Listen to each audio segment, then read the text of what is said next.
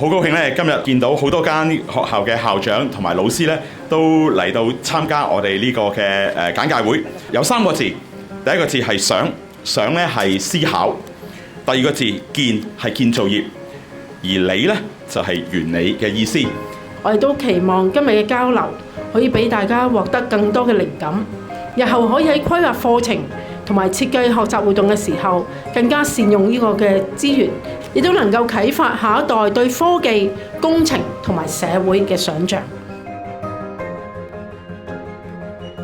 喺創新同埋實踐中間咧，其實嗰個教學設計可以點樣做得好啲咧？背後嗰個底咧，其實係講 constructive 實。學生唔係水嚟嘅，唔係嗰啲 knowledge 咧，就咁老師 feel 俾佢就算啦。希望學生好似建構自己知識咁樣嘅，透過成個教學，無論係 STEM 或者其他學科都好咧，其實咧唔係純粹就話要學生學到嗰個學科知識，我哋希望係能夠咧喺過程當中可以 sharpen 到佢嘅高級思維。我其實喺學校咧就主張活化我哋嘅課堂啦。咁第一樣就係生活化，第二就係活動化。而呢一個STEAM Up 呢啲嘅唔同嘅單元咧，就正好配合到我哋嘅呢兩個嘅元素。嗰個活動去學習咧，總好過係透過書本去學習。咁呢個都係我好認同呢一個 project 嘅一啲嘅理念，讓我哋嘅同學仔係更加欣賞到佢哋身邊住緊嘅城市。我哋覺得咧，同學仔參加咗今次呢個 STEAM Up 想見你嘅計劃之後咧，佢哋對於工程同生活之間嘅嗰個聯繫咧，係有更加強嘅理解嘅。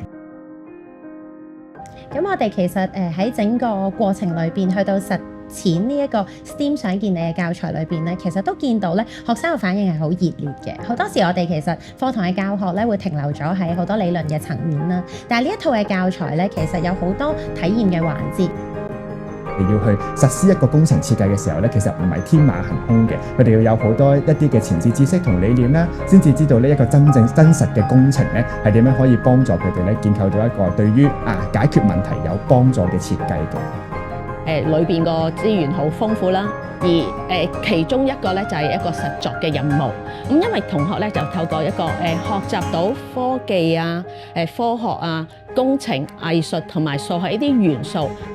特別留意咧就係學生嘅生涯規劃，咁啊通過計劃裏邊咧，我學生一個課程嘅經歷啦，但我發覺潛移默化之下咧，佢哋對於建造業呢個概念咧就會更加清晰。咁我諗對於佢哋生涯規劃點樣裝備自己咧，都有另一個角度嘅輸入俾到佢。佢哋會見到而家原來香港嘅建造業咧係好蓬勃，亦都見到咧機會都係處處嘅。佢哋見到原來自己嘅創意加埋自己嘅智慧喺課堂裏邊嘅認識嘅嘢，可以擺落一啲即係真實嘅場景裏邊。咁我諗佢哋對於個課程嘅喜好啊，或者自己生涯規劃嘅諗法咧，會更加清晰同埋更加具體。